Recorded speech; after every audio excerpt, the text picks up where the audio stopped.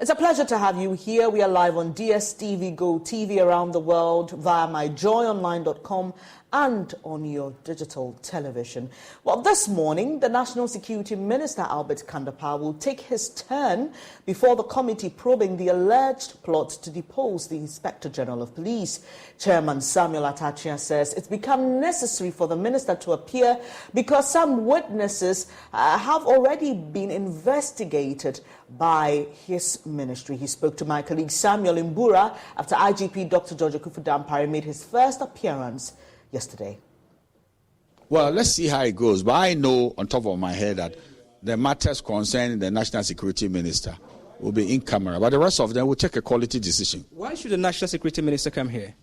Well, because the one of the witnesses, I've forgotten, said, I think it's Asari. So Superintendent Asari said he appeared before the NIB. He said so. Yeah. So if he said so, then how does that synchronize with what we are doing here and the evidence? That's what we are attempting to find out. From day one, ab initio, I stressed that I don't have any incentive to mess up somebody's life and career. What is that going to do for me? And I think the members of the committee have a similar attitude. That why do you want to besmear another man? Why should somebody's disgrace be our joy? I don't think we are that mean to be doing it that way. And what is very important is that we are supposed to protect everybody to the best of our ability as a committee. And I keep saying that nobody will be shortchanged by the committee in terms of the evidence that we will write, and the rest of it. We will never shortchange anybody. And nobody is trying to say, slant the evidence to favor X or Y. And I don't think anybody has the power to do that against us. We won't do it. I'll be taking you to the committee shortly for the live broadcast of today's hearing. Immediately, the committee resumes sitting. So you just want to stay with us. You don't want to miss that. We'll be bringing you more on that right here on News Desk. In other news, Chairman of the National Democratic Congress, Johnson Esiedun-Ketia, says the party will not tolerate any member who will be used by the NPP to frustrate its attempt to unseat the incumbent MP for Sunyani West in the 2024 elections.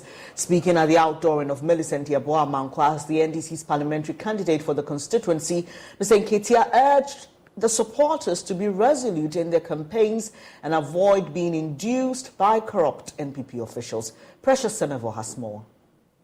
The chairman of the NDC, Johnson Esiedun-Ketia, at a party gathering at Odumase outdoored Millicent Yeboah-Mankwa as the parliamentary candidate for the Sunyani West constituency in the Bono region for the 2024 elections, insisting they followed due process.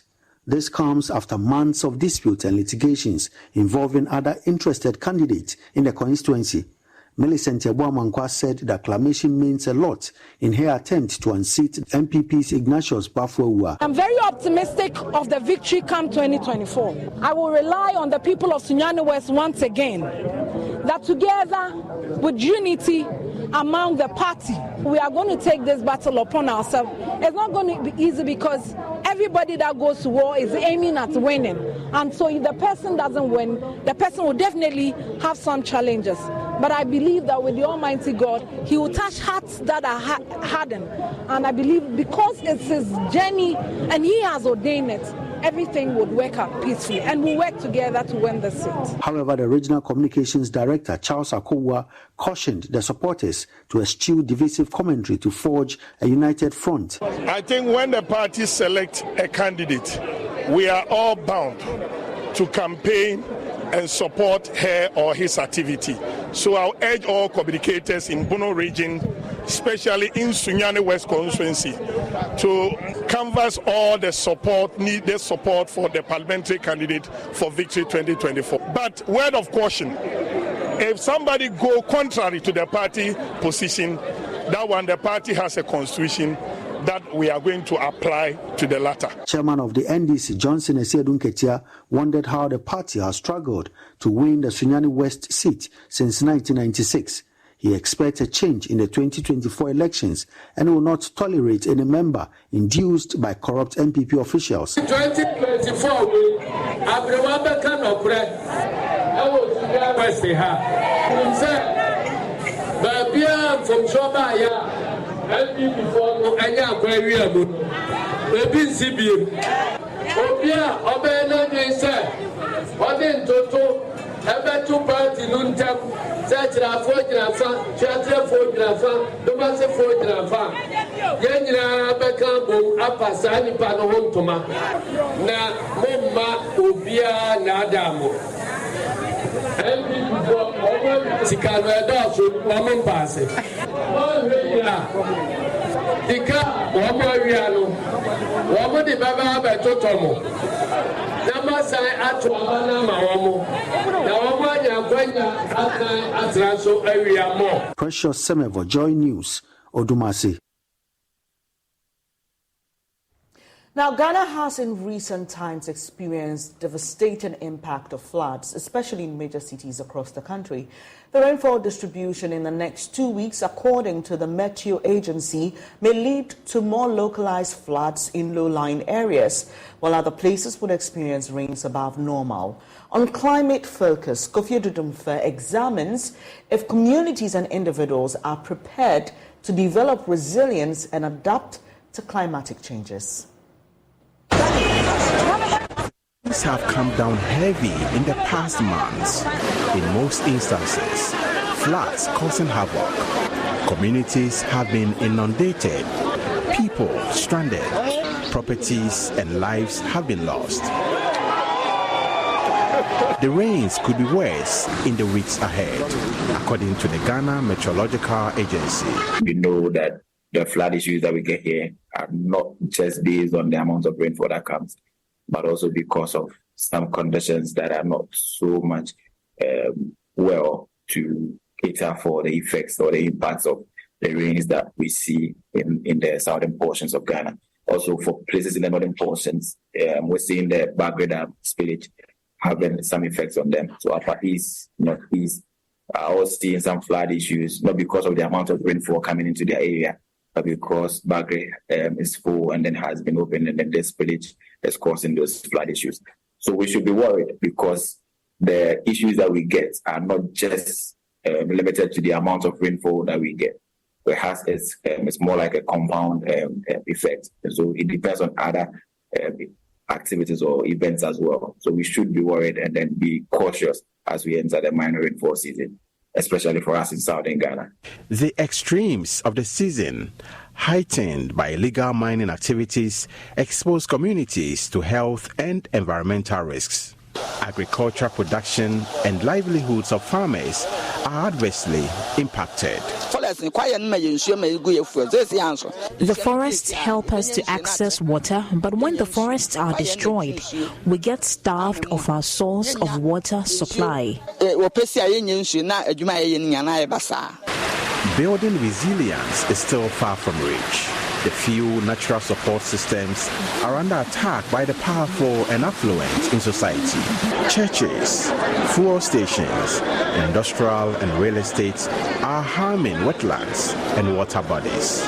Urban and peri-urban trees and greens are sacrificed for commercial construction projects.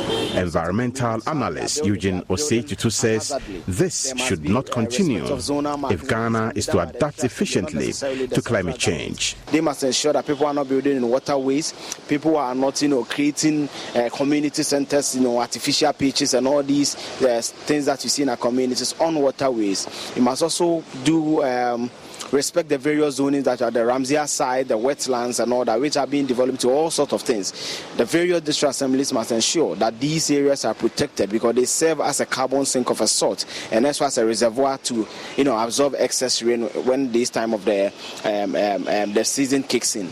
The government's quest to encourage tree planting under the Green Ghana project has been lauded.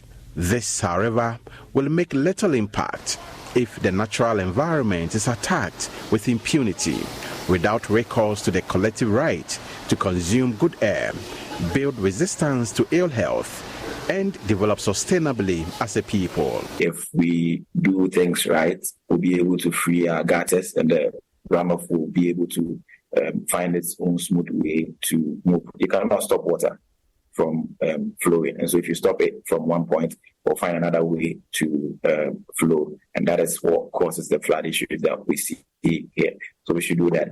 Another thing is that we should try and find ways of collecting water, rainwater.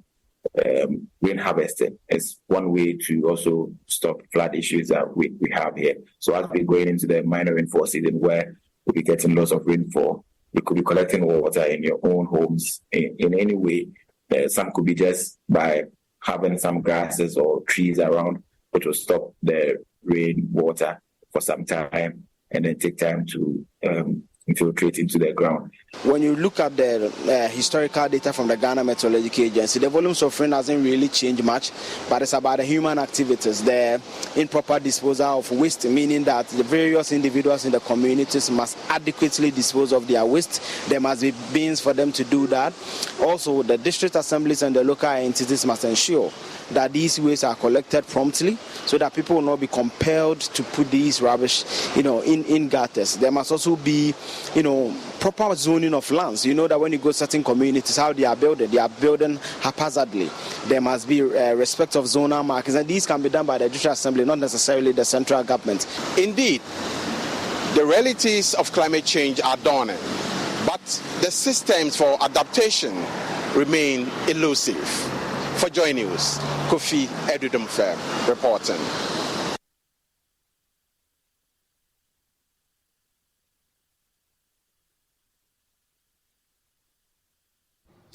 Now, you may find portions of the next story rather disturbing. Viewer discretion is advised.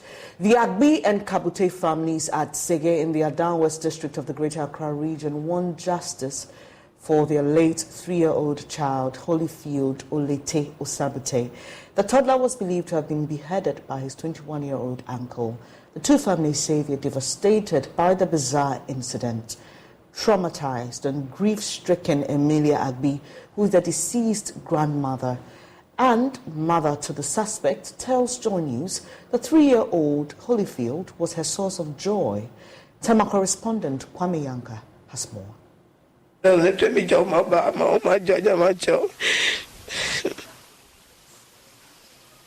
Emilia Agbi is grandmother to 3-year-old Holyfield Olete Osabute and was taking care of him to enable his mother continue her education. The deceased's mother, Sarah Kabute, who will soon be in her 3rd year at Adan Secondary and Technical at Sege, is the 7th child of Emilia Agbi. On the fateful Wednesday, September 6, 2023, at about 7 p.m., the suspect, Obed Kabute, 6th child to Emilia Agbi, is said to have visited his mother for supper, as he usually does, after which he decided to go with his nephew to purchase noodles. Having waited for hours and the two not returning, Emilia Agbi got alarmed and went searching for them, combing the whole area, including noodle joints and the community park. She then proceeded to Obed's father, Joshua Kabute's house, to ask of the two, but he said he had not set eyes on them as she returned home to meet their absence. But after fruitless searches, the suspect's elder brother called her on phone that he had seen Obed standing in between two buildings without the child. I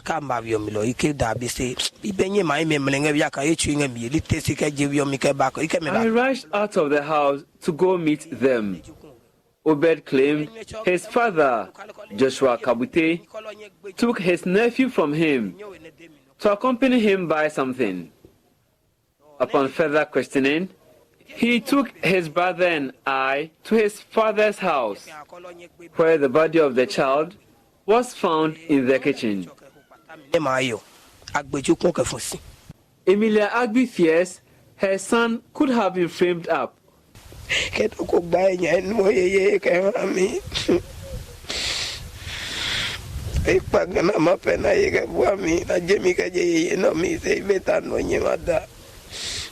want the state to have mercy on my son, who has been supportive and asking God to bless anyone who helped bring out the truth, and also for Obed to be released.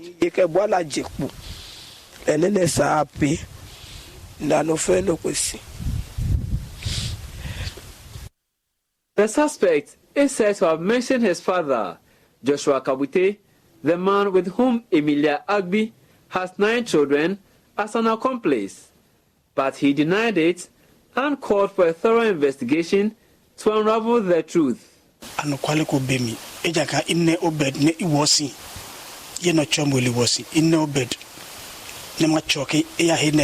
There is no iota of truth in the claim that I aided Obed in killing the child.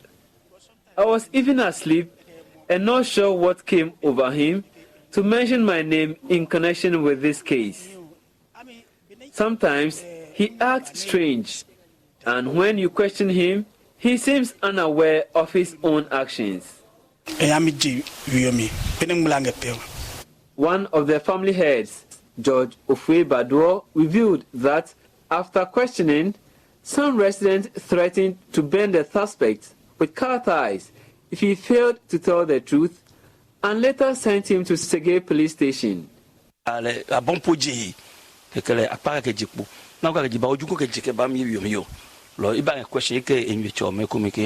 heard neighbors screaming, so I went out and was told of what had happened.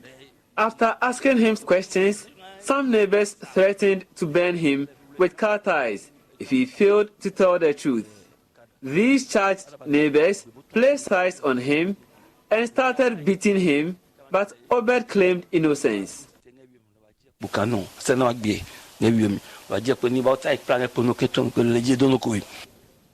Meanwhile, Adan Divisional Police Command under the Tema Regional Police Command has taken up the case as part of investigations. We are learning that the deceased, 3-year-old Holyfield Olete Osabute, always told his grandmother, Emilia Agbi, that he would join the police service once he is of age. Kwame Yankes reports for Joy News. Now, in the face of unimaginable tragedy, one woman's strength and determination have not only transformed her own life, but they've also brought hope to countless others. Join us as we look into the inspiring story of Ikea Sapong, a mother who weathered the storm of losing her daughter to cancer.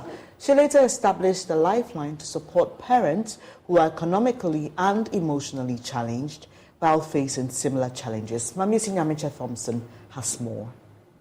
You're broken down and tired of living life on the merry-go-round. You can't find Ikea Sapong, like any mother, cherished the simple joys of life, especially the moments she shared with her children. But their calm world was rocked by cruel diagnosis. Cancer. Ikea Anan Akwanko Sapong was only a year old when she was diagnosed with rhabdomyosarcoma, a highly aggressive cancer that affects soft tissues. It was a very difficult period for them both. My little girl, she had rhabdomyosarcoma at 1 year, 4 months, and we went through the treatment here in Kolebu, and we did some of our treatments, externally. We came back, we finished it, and unfortunately she relapsed. Before her daughter's death, Ikea had absolutely no idea childhood cancers existed. She worked an 8-to-5 job. I was a career woman like everybody else. Okay. I worked in the development world, 8 to 5 and sometimes longer. Wow. I worked at development organization. So I worked with the Danish embassy. I ran, in fact, Danida. Oh, okay. So I worked with on a private sector program, the business to business, and also what we call the business sector support program at the time. After I left Danida, I worked with government in private sector on the private sector development strategy 2 at the time, and so I did that until I think 2015, I think, and then my twins came along. Despite their unwavering efforts, Ikea's daughter lost her battle with cancer. The pain, was indescribable. It felt like a part of her had been torn away in the most unpardonable way. I lost my child exactly 5 years ago. Prior to that, I don't think I knew much about cancer. I didn't know about children's cancer. I didn't even know anything about it. And she died. So we had a 2-year journey, a very painful journey. In her darkest hour, when resources were scarce and knowledge about childhood cancers was limited in Ghana, Akua discovered a newfound purpose. She channeled her pain and grief into founding an organization with a mission to provide support, resources, and hope to parents enduring the same harrowing journey. There was very little hope, so that's how come we started the foundation. So we are the foundation partner for the pediatric oncology, and we raise funds, from corporate organizations, churches, individuals, groups, local, international NGOs. And our services support include paying for diagnostics, so we pay for CT scan, MRIs, pathology, we pay for treatment itself. So we pay for chemotherapy, radiation, we pay for surgeries, aftercare, whatever is required. 7-year-old Nana Kwabena Pia is one of the beneficiaries of Akua's program. He was diagnosed with cancer 2 years ago. Like Akua, his mother Lodina was shocked to receive the news. We did 2 weeks. And so I'm friend me catch me say Bania in cancer. So I'm kind. It was after 2 weeks that the doctors told me his diagnosis was cancer. I was shocked because I thought cancers affected only old people and not a young boy like my son.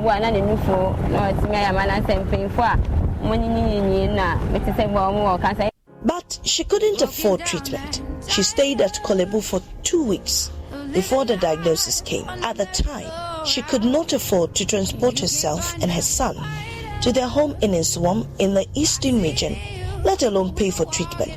She nearly gave up on her son's weekly chemotherapy sessions, but was given a chance with the Akua's Foundation, which turned things around for her son.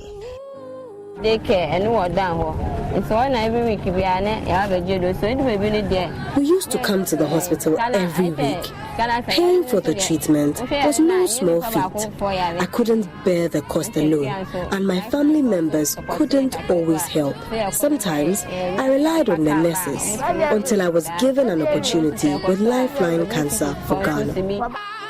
Nana has completed his treatment and is in remission. He regularly comes for reviews every 3 months. Akua Sapon says she managed to lobby the First Lady to build the Sunshine Hostel in Kolebu, providing a sanctuary for children and parents from various regions who couldn't afford rent while seeking treatment at the Kolebu Teaching Hospital. Here, they are fed and offered the opportunity to engage in other activities that concentrate on their healing. Manager of the Sunshine Hostel, Vida Apia, describes the day-to-day activities in the house and how the children are supported. In all, we have 54 beds, but then 36 of those beds are strictly for these mothers. Yes, for the period that they will be here, they are in it, and then it's for free. This is a TV area where the children all come and have some time here after a long day at the hospital. So we all live in the house here. This work is such that you cannot live somewhere and work here. That will not be possible. You have to live with the people. Because once in a while we get emergencies, we have to rush children to the clinic to be attended to. If you are not in the house, how would you know what is happening? Today, Akua Sapong is more than a survivor of tragedy. She's a beacon of hope for many people. Her daughter's memory lives on through the love and care she provides to those in need. It's hope, and for that we have each other, and for that we have each other, and we will rise. And that is our story of hope, really touching one there. Well, let's do some other stories now here on News Desk. This year, prospective SHS students must make up to 11 choices instead of the previous 6. They were expected to choose to be considered for admission. The National Coordinator for the Computerized School Selection and Placement Center, Max Asumensa, speaking in an interview, told JoyNews that students will choose an initial 6 schools from an available 928 schools, followed by the next 5 from a specific cluster of schools. They must also make sure to indicate their programs of study as well as residential status to the respective schools to validate their applications. Failure to do this will render their application invalid. He spoke to me on News Desk. This year, those completed, that is August 11th, they are around 600,714 students. And they'll be going into the 928 schools. And these 928 schools include the STEM schools, which are 5. We have the senior high technical schools. We have the TVET schools. We have the TVET schools, and we have the senior high schools. And let me tell you, I think that this time around, it's not only Ghana Education Service that has the schools. TVET too, because students also are going into TVET schools and the STEM schools. You understand it? So they are not only going to Ghana Education schools, they are also going to TVET schools. And the TVET. Right. So under TVET, we have about 220 schools under TVET. Okay, so that makes it, what, 1,100? No, because all the 900. The 900. 928. Okay. 6 initial, 5 after the 6. Wow. So that doesn't it make it more cumbersome for you? It doesn't make it cumbersome. So in all 11 schools I will explain it to you, and you understand where we are coming from. Okay. I will tell you that that since 2017 that we came to the CSSPS, there has been a number of reviews that we do since 2017. And I will ask you, why do we do the reviews? We do the reviews to address certain challenges that we envisaged the previous year. You understand it?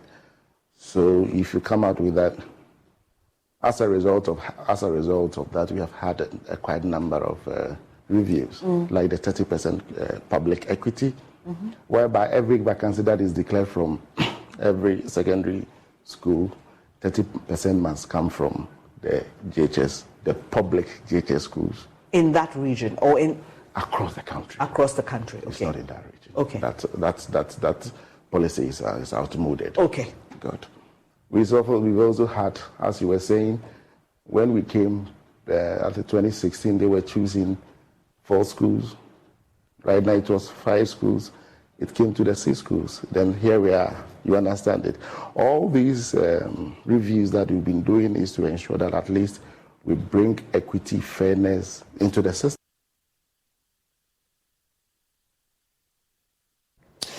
Well, some residents of the Bono region say the recent increase in electricity and water tariffs by the PURC is insensitive towards them. According to them, implementing these new tariffs will worsen their living standards. JoyNews' Nesta Kafiachuma reports from the Bono region. The PURC announced an increase in electricity and water tariffs by 4.22% and 1.18% respectively, and took effect from the beginning of this month. Individuals across the Bono region say the ever-increasing utility tariffs have significantly strained their domestic purse. At first, we used to pay 200 for a month for the light bill, but now 400, 450 before we can use it for the month. So it's giving us problem a lot. To me, if you hear me there, I can say you should stop, because even what we are in now is affecting us a lot. So I don't know if we add something to it, I don't know what is going to happen again. But for me, if he's going to listen to me there, like I was saying, you should stop increasing it.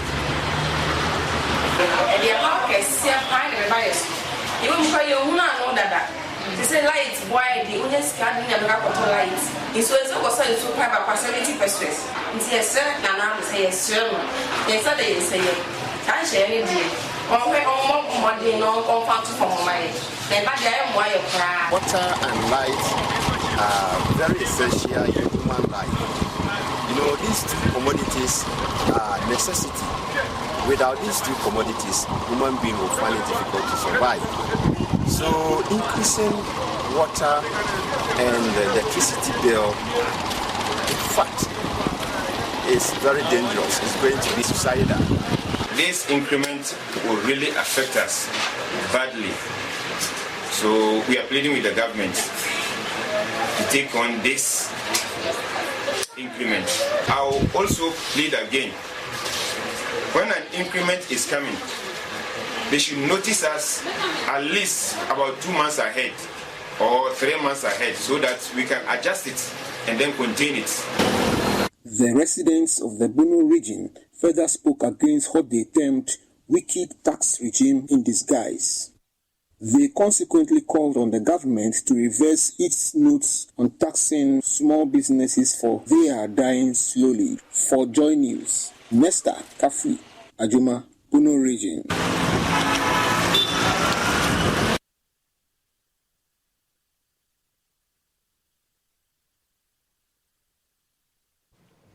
Now, in 2011, she was a Metro Mass Transit bus driver, but 2 years later, she quit her job to join the Ghana Police Service. She now drives police armored vehicles in Somalia. That's the story of Corporal Dorothy Asari, who's part of a small number of Ghanaian police women with a Ghana-formed police unit, inspiring the women of Somalia with their roles in a male-dominated field. Civil war and activities of terrorist groups like Al-Shabaab have plunged Somalia into more than 2 decades of instability. Security personnel drawn from various countries, including Ghana, are all supporting the Somalia-led peace and security process. Maxwell Agbaba met Corporal Dorothy Asari and personnel from the Ghana-formed police unit and reports from Somalia. This is the way we wanted to go. This is the way we wanted to go. I said, this is the way we wanted to be. This is the way we wanted to be. It is 10:30.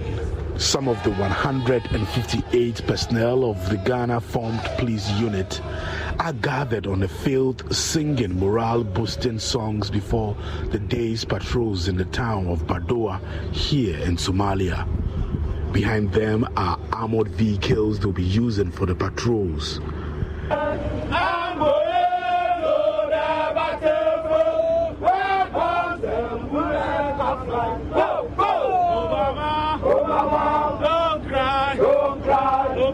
Their presence out there gives residents of Badoa and adjoining communities the confidence to step out and go about their normal duties. Here, I've met one of the women in the team, Corporal Dorothy Asari. She's the driver of one of the armored vehicles. She used to drive the Metro Mass Transit bus in Accra, but now part of the police, contributing their quota to a Somali-led peace and security process. When we came, that's 7 months now. For driving, I don't think I have any challenge because I was a driver before coming to the police, and I've been driving for so many years, so I don't have any challenge because what a man can do, a woman can also do. So I do it boldly.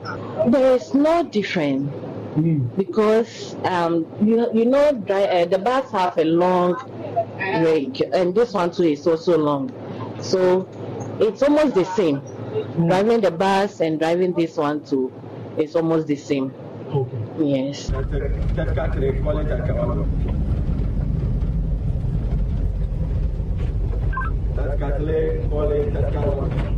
As we drove through town with the team, the evidence of how conflicts can destroy countries became clearer. I saw highly fortified walls in many neighborhoods used to protect residents against attacks from Al-Shabaab. The checkpoints were also many. Some personnel of the Somalia police force patrolled the streets on foot in their muftis and weapons. Commander of the Ghana-formed police unit, Superintendent Eric Van Kofi, says, aside from contributing to the peace process, women like Dorothea Sari, through their role, empower the women of Somalia.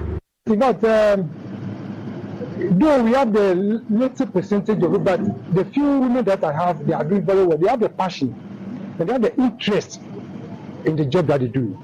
But it will surprise you that to see a woman driver or a runner at this environment, that they do so well and they need to be congratulated. They have the passion. These days, we are power women empowerment. We are power, and by so doing, people take inspiration with them. Especially when we go to town, you see women that will share their sentiment with them.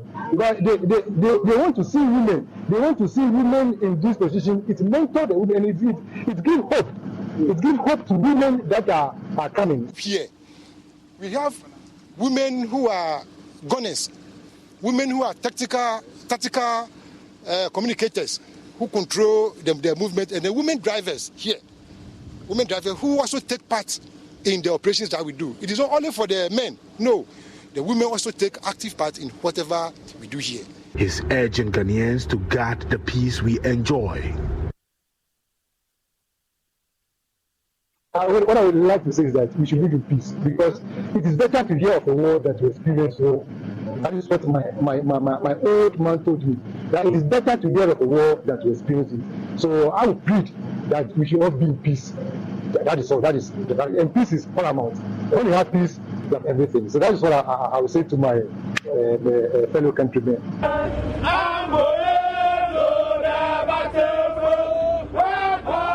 Although Somalia has made great progress towards peace after more than 2 decades of civil war and attacks by terrorist group Al-Shabaab, the situation continues to be unpredictable. During our patrol, we heard gunshots at one of the stops. As early as June this year, 9 people were killed in an attack claimed by Al-Shabaab Islamist militants at an upmarket restaurant in the Somali capital, Mogadishu, on a Friday night. Those killed at the popular restaurant in the capital were 6 civilians and 3 soldiers. The Somalia police force has been heaping praises on the Ghana-formed police unit. Artemis dad markii dambe loo bedelay FVA Ghana haddaan ka hadla taliyay saddexaad inuu ninkan yahay malaynaa maalintii oo koox ilaa hata dhahdaan way boonaa yoona police kale oo bulshada laakiin way boonaa hal shaqo lay wada shaqeeyaan. The personnel here may be far away from home, but feel closer to home. ASP Rejoice Dobe says JoyNews helps her to follow and track what is happening back at home. You know, Joy FM is my favorite station because of the nature of the quality of their news. So every day I just try to listen to at least the 7 o'clock news. Even if I am at duty or busy, I have to listen to the 7 o'clock news. I watch it on YouTube, but if I'm home, on TV. Well, let me now take you to Parliament. We're receiving an update about today's expected hearing, and we understand that the Minister for National Security is present in Parliament. Samuel Imbura is there for us with the latest. Hello, Samuel. What can you tell us about today's hearing? How would it play out?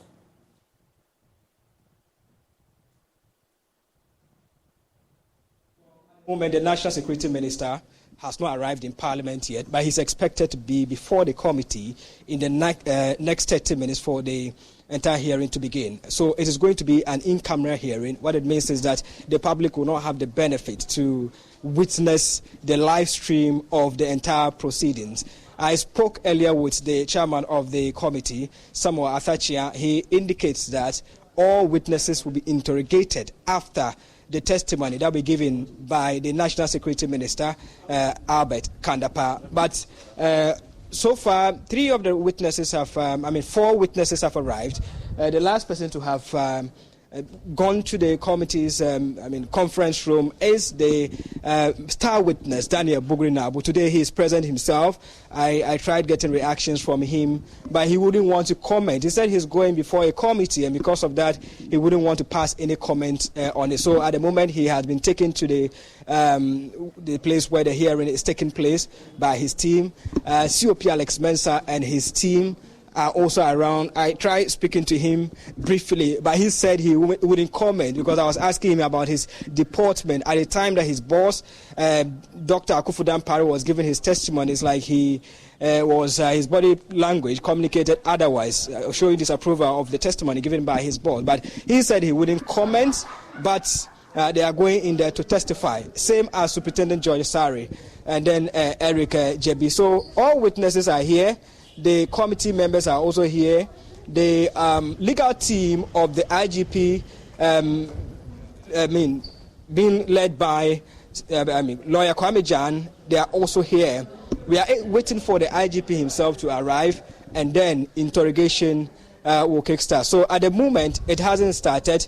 But once it starts, the National Security Minister, Albert Kandapa, is the first person to give testimony before the committee. The reason for he coming is the fact that the chairman of the committee, Samuel Thatcher, said some of the witnesses confirmed before the committee that they had already been investigated by the National Investigation Bureau. So they just want to find out from him what his ministry has also found out so far as this leak tape is concerned. So they'll be able to widen the scope of their investigation. So at the moment, Bernice, this is what is currently happening in Parliament. They are getting to the 10th floor of the Job 600. There's a conference room that this in-camera hearing will be done. So the media has pitched camp outside, waiting for reactions and address from the the chairman of the committee when this hearing is done. Well, so are we expecting the entire process today to be held in camera, or there will be portions that the public will be privileged to witness?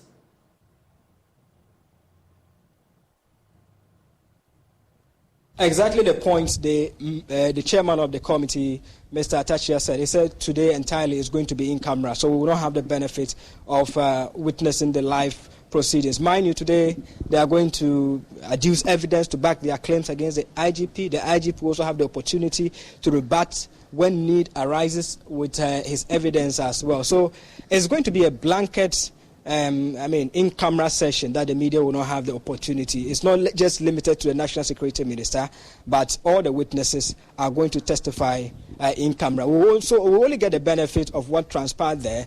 That is, if the counsel for the witnesses come to talk to us, or the chairman of the committee comes to address or gives us a brief of what transpired during their interrogation. But it's going to be a long day sitting, taking into consideration all the four witnesses and then Dr. Akufo Dampare coming and the National Security Minister also appearing before the committee.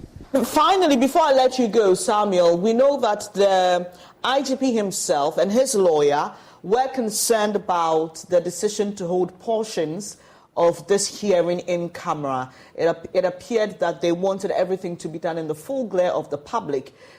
Do we know if there still is a fight back on today's decision, or the IGP and his lawyers will comply as stated by the chairman of the committee?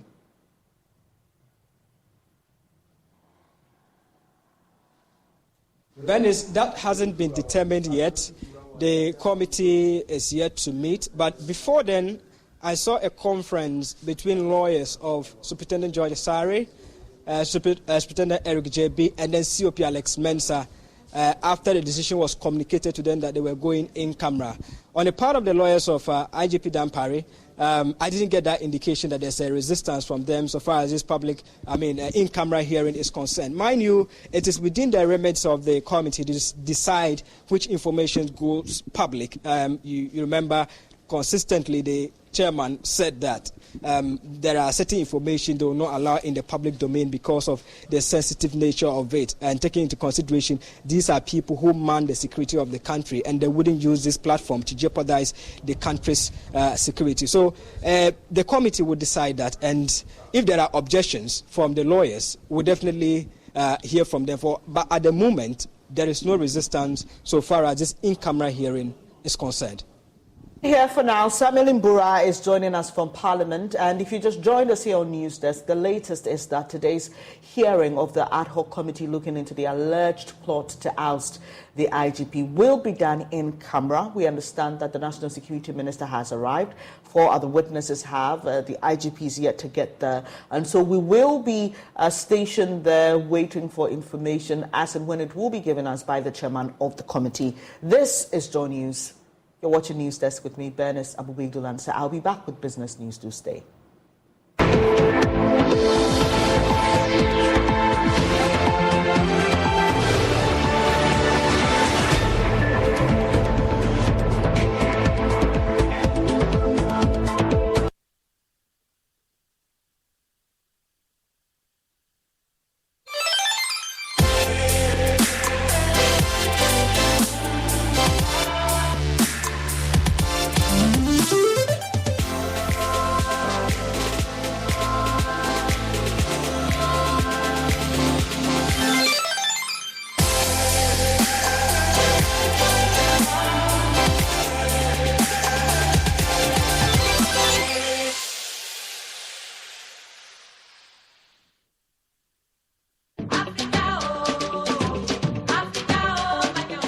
Welcome to Tema, the industrial gem of Ghana.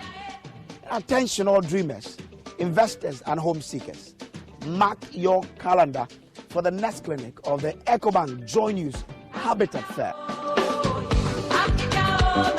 Imagine waking up to stunning waterfront views, basking in the warmth sun and embracing the comfort of a home perfectly tailored to your needs. Discover a range of housing options that cater to every budget and lifestyle. From sleek contemporary designs to elegant traditional architecture, the EcoBank JoyNews Habitat Fair has it all. But wait, there's more. This fair isn't just about buying a home. It's also about enhancing the spaces we live in. Get financial solutions to acquire furniture for that beautiful home, electronic devices, and more. Our dedicated team of real estate experts and banking partners are here to guide you every step of the way, making your journey to home ownership smooth and stress-free. Don't miss out on this incredible opportunity to make your dreams come true. Join us at the Tema edition of the EcoBank JoyNews Habitat Fair, where possibilities are limitless. The EcoBank JoyNews Habitat Fair 2023 is powered by the Plant City Extension Projects from Cities and Habitats and sponsored by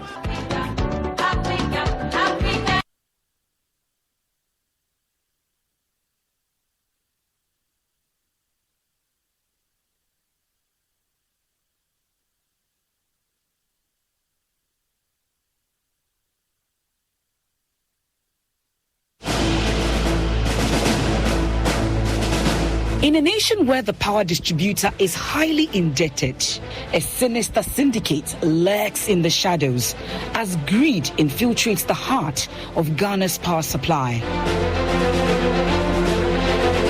Join us on a riveting journey as we uncover the shocking truth behind ECG meter allocations. Corruption, deceit, and betrayal. It's a tale that will leave you asking, why? This thing is a big moral responsibility and values fight.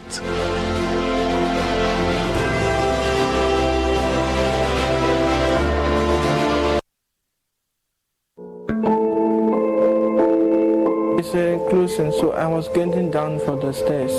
So I used to throw off my hands. I separate them. And so when I was getting down, the hand I used to protect myself actually fall and get injured.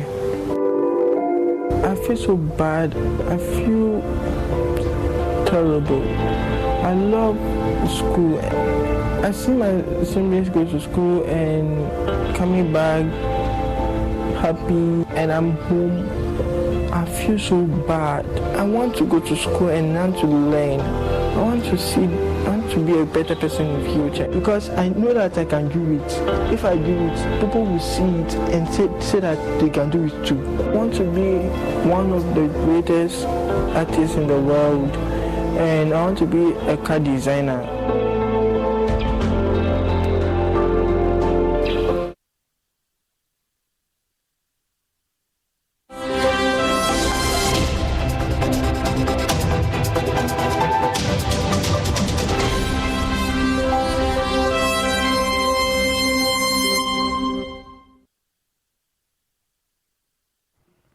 Thanks for staying on News Desk. Now, Senior Advisor, Monitoring and National Coordinator at the Office of the African Continental Free Trade Area, Yakub Yusuf, has disclosed that Ghana's aim is to penetrate all 5 regional blocks of the African continent, which has a market strength of 1.3 billion people. He pegged the combined gross domestic product to over 3.4 trillion United States dollars. He noted the country achieved huge success when over 65 businesses were taken to Kenya.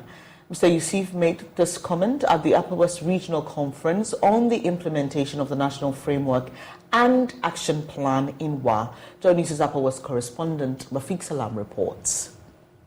The Upper West Regional Conference on the implementation of the National Framework and National Action Plan on the African Continental Free Trade Area, AfTA, which is a baby of the African Union, is aimed at boosting the country's trade with Africa.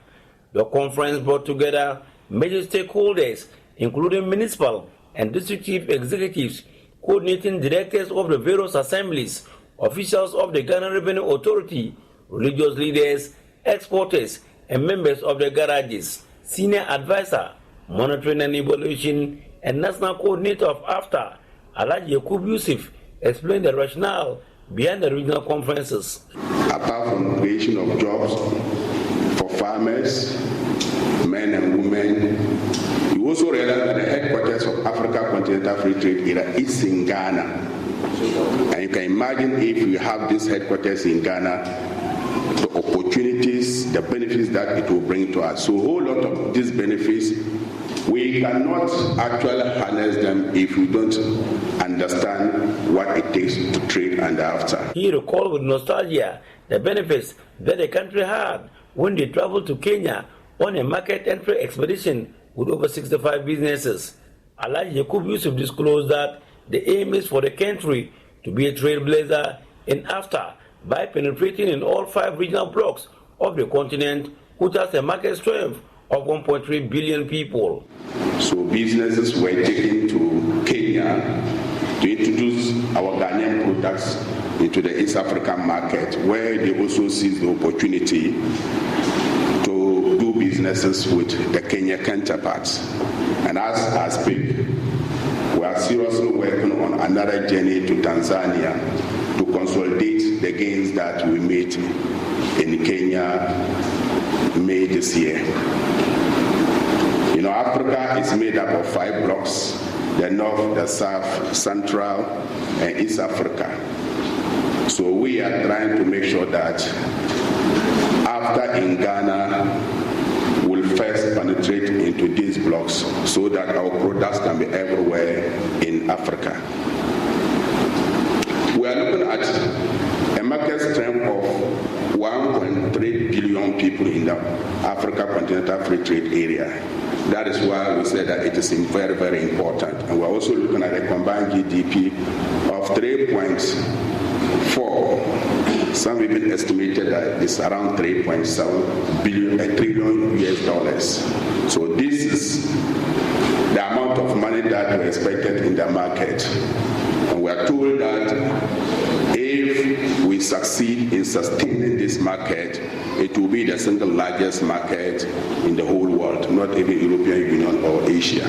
Programs Officer in charge of enterprise support in trade and finance at the National Office of AfTA, Divine Kotochel, cherry-picked on the portion of the policy framework and National Action Plan that talks about enhancing women and youth in cross-border trade, which he sees as very important to the country. women and youth occupy about 70% of, businesses that do cross-border trade in Ghana. And so if AFTA is going to work, we need to see that we develop a policy geared towards their development in the context of capacity building. We need to start training them how they can start packaging their product. We need to start letting them know that you don't produce because that is how it is done in Ghana. You now have to produce to have an international concept in mind. We also want to encourage them to form viable partnership groups, because you alone cannot supply the market needs of our 1.3 billion people in Africa. And that is what we see. Most businesses will want to be acting in silos. And so we are seeing how we can help them come up with very viable partnership groups so that they can be able to remain competitive. Our Power Sujan Minister, Dr. Hafiz Bin Sali, in a speech read on his behalf by Chief Director at the Upper Sudan Coordinating Council, Peter M. Mala, noted that the conference signifies the crucial step in the country's quest in strengthening trade relationship with its counterparts. These documents reflect the dedication of our government to fostering an environment conducive to trade, removing barriers and promoting collaboration across sectors. By enhancing our trade ties with Africa, we can harness the untapped potential of our economies, drive sustainable growth, create jobs, and ultimately uplift the quality of life for our citizens. Reporting for JoyNews, Rafik Salam. And here in our studios in Kukumlemle, I'm Bernice Abubedulansa, and this is how we end this edition of News Desk. But there's more news when you log on to myjoyonline.com.